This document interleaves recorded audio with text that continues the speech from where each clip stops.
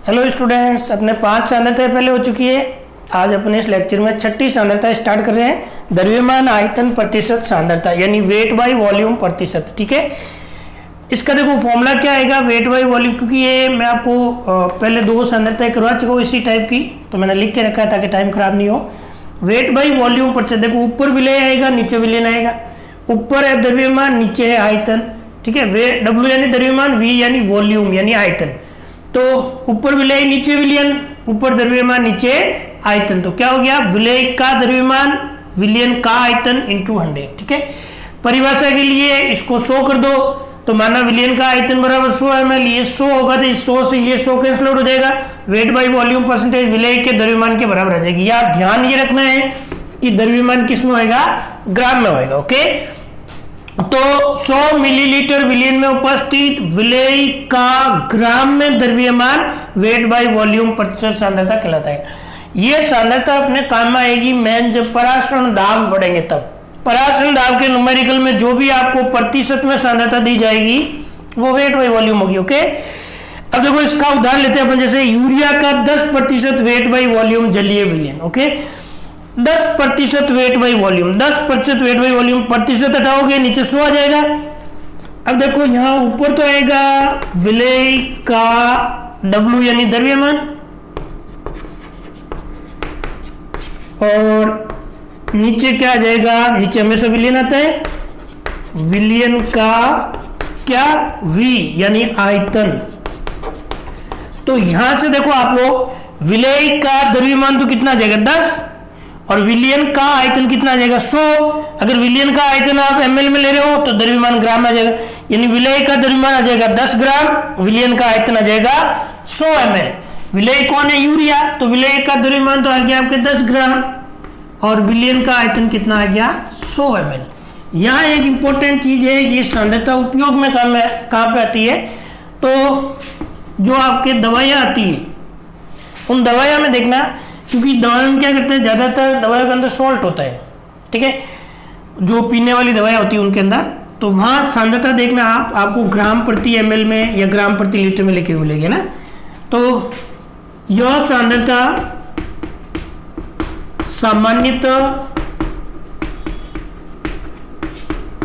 सामान्यतः दवाइयों व फार्मेसी में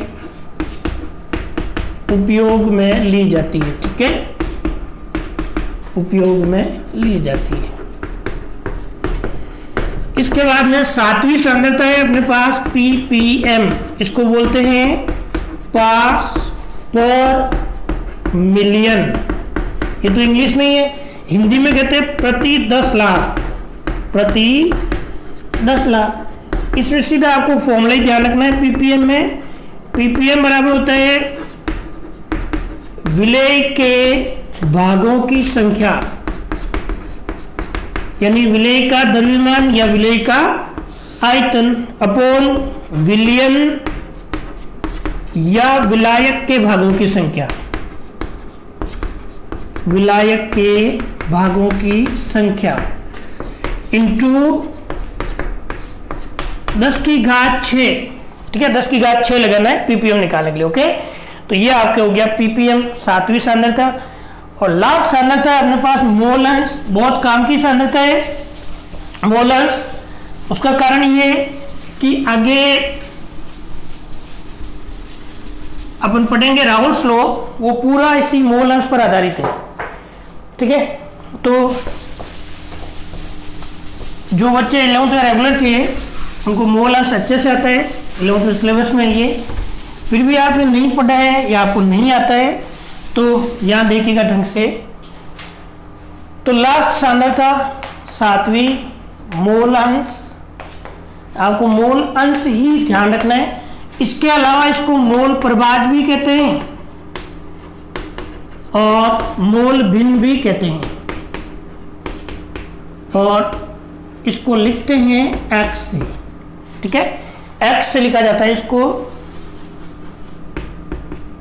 और मोल अंश का फॉर्मूला देखो, किसी अवयव के मोल अंश, किसी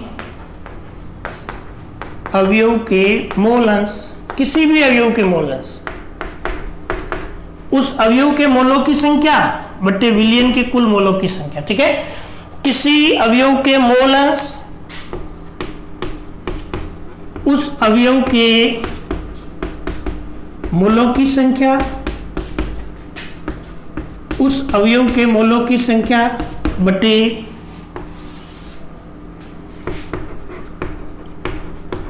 विलयन में उपस्थित सभी अवयवों, जितने भी अवयव है सभी अवयवों के मोलों की संख्या का योग, मोलों की संख्या का योग, ये आपके मोल अंश का फॉर्मूला। ठीक है, किसी अवयव के मोल अंश उस अवयव के मोलों की संख्या बट्टा विलयन में उपस्थित सभी अवयवों के मोलों की कुल संख्या, ये आपके मोल अंश या मोल भिन्न का फॉर्मूला होता है। परिभाषा क्या लिखोगे इसकी? ये देखो एक अनुपात है, किस किस का अनुपात है? किसी अवयव के मोलों की संख्या और विलयन में उपस्थित सभी अवयवों के मोलों की संख्या के योग के अनुपात को क्या कहते हैं? मोल अंश कहते हैं। तो क्या डेफिनेशन हो जाएगी? किसी अवयव के मोल अंश, किसी अवयव के मोल अंश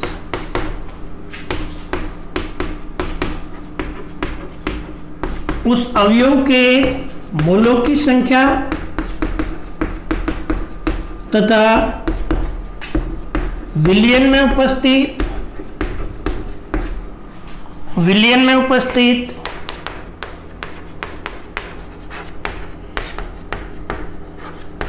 सभी अवयवों के मोलों की संख्या का,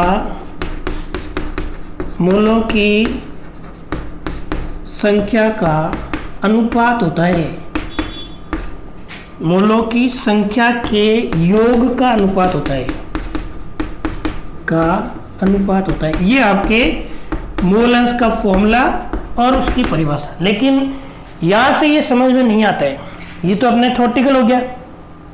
ठीक है, अब इसको अपन डिटेल में पढ़ते हैं। मोल अंश को थोड़ा ध्यान देना, इसको अच्छे से पढ़ना, काम की चीज है। और देखो, माना कोई विलयन है, ये एक विलयन है, ठीक है, और इस विलयन के अंदर दो घटक है, दो अवयव है। ठीक है, अवयव नंबर 1 और अवयव नंबर 2, दो अवयव है। ठीक है, देखो अपन द्रव्यमान को, किसी भी अवयव का द्रव्यमान होगा ना, द्रव्यमान को W से रिप्रेजेंट करेंगे।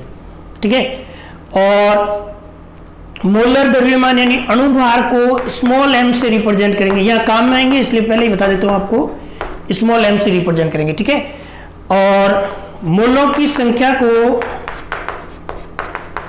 n से रिप्रेजेंट करेंगे, स्मॉल n से, और मोल अंश को किस से रिप्रेजेंट करते हैं अपन? x से। ठीक है, ये सिंबल है। द्रव्यमान को W से रिप्रेजेंट करेंगे, मोलर द्रव्यमान यानी अणुभार को स्मॉल m से, मोलों की संख्या को N1 से, और मोल अंश को x से रिप्रेजेंट करेंगे। तो यहां मैंने लिखा W1 और W2। 1 का मतलब है घटक 1, घटक 1 का द्रव्यमान, घटक 2 का द्रव्यमान। ठीक है, ऐसे कैसे? M1 क्या हो जाएगा? घटक 1 का मोलर द्रव्यमान, M2 हो जाएगा घटक 2 का मोलर द्रव्यमान। घटक 1 के मोलों की संख्या, घटक 2 के मोलों की संख्या, घटक 1 के मोल अंश, घटक 2 के मोल अंश। ये आपको लिख लेना है, मैं 1-2 लिख के दे देता हूं। अवयव 1 का द्रव्यमान, ऐसे कैसे? W2 लिख देना आप, अवयव 2 का द्रव्यमान। M1 क्या हो जाएगा? अवयव 1 का मोलर द्रव्यमान। ठीक है, ऐसे कैसे आप M2, N1, N2, X1 और X2 क्या है ये यहां पे लिख लेना। नहीं समझ में मैं बताना, मैं व्हाट्सएप पे डाल दूंगा। ओके, अब पढ़ते देखो आगे। अब यहां पे देखना, अवयव 1 के मोल अंश, अवयव 1 के मोल अंश क्या होंगे? अवयव 1 के मोलों की संख्या, अवयव 1 के मोलों की संख्या बटे कुल मोलों की संख्या, कुल मोलों की संख्या। ठीक है, तो ये अपने मोल अंश का फॉर्मूला क्या लिखा था, किसी भी अवयव के मोल अंश उस अवयव के मोलों की संख्या बटे विलयन में उपस्थित सभी अवयवों के मोलों की संख्या का कुल योग। तो अपन ने क्या लिख दिया, अवयव 1 के मोल अंश बराबर अवयव 1 के मोलों की संख्या बटे कुल मोलों की संख्या। अवयव 1 के मोल अंश को, ये मोल अंश है, ये अवयव 1 है, किससे रिप्रेजेंट करते हैं, x1 से, x1। और अवयव 1 के मोलों की संख्या कितनी है, n1, और कुल मोलों की संख्या कितनी है, n1 plus n2, n1 plus n2। तो ये आपके आ गया क्या, x1। अब देखो n1 अवयव 1 के मोलों की संख्या बराबर होगा अवयव 1 का द्रव्यमान बटे अवयव 1 का मोलर द्रव्यमान, यानी W1 अपॉन m1। ठीक है, n1 बराबर W1 अपॉन m1। ऐसे कैसे, अवयव 2 के मोलों की संख्या n2 बराबर W2 अपॉन m2, n2 बराबर हो जाएगा W2 अपॉन m2। ये मैं इसलिए लिख रहा हूँ क्योंकि न्यूमेरिकल्स में काम में आएगा, अभी अपन देखेंगे क्वेश्चंस तब। और ऐसे क्या, देखो अवयव 2 के मोल अंश, अवयव 2 के मोल अंश बराबर क्या हो जाएगा, अवयव 2 के मोलों की संख्या, अवयव 2 के मोलों की संख्या बटे कुल मोलों की संख्या, कुल मोलों की संख्या।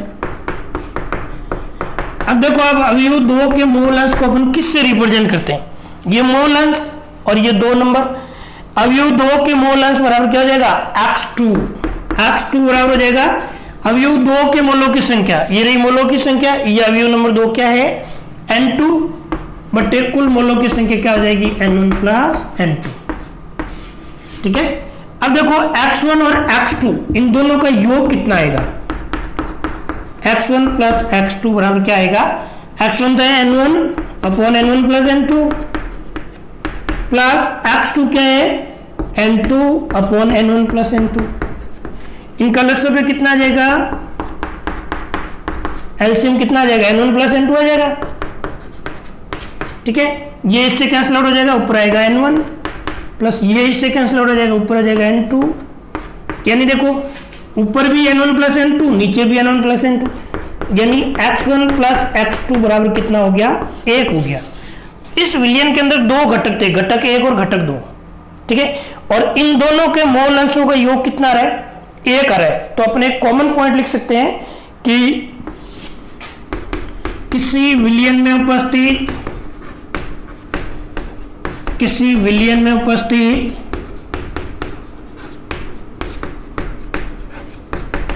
सभी अवयवों के मोल अंशों का योग, मोल अंशों का योग इकाई यानी 1 होता है, इकाई होता है।